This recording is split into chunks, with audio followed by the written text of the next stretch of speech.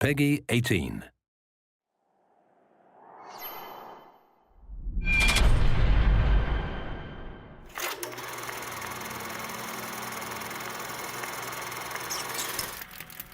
So the handyman or the handymen, there's a bunch of them in the world, are they're sort of a tragic figure. And I don't want to go into a ton of detail about sort of how these guys got put in these metal bodies, but there's a certain sadness to who they are and how they got there. But I'd rather the gamers find that out in the course of the game.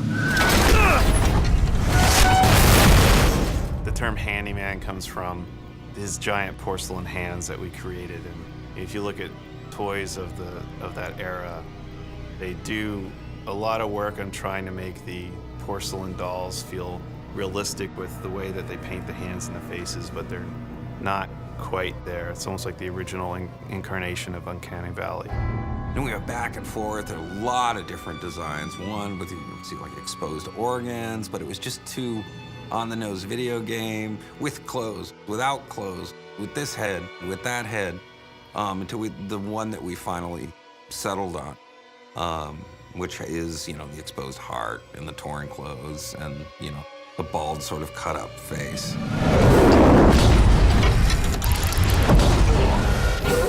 And they have a range of abilities. They can leap these great distances in the game, and you'll sometimes see them coming in from the sky and landing from a great height, and then they'll be bouncing around in the space. They're quite agile for their size and quite powerful. I think their coolest ability, though, is they can pick up AIs, like friends or foes, and they can toss them at people. And so I think that everybody around them finds them quite terrifying, including sometimes your enemies, because they just become tools of the handyman to get at Booker.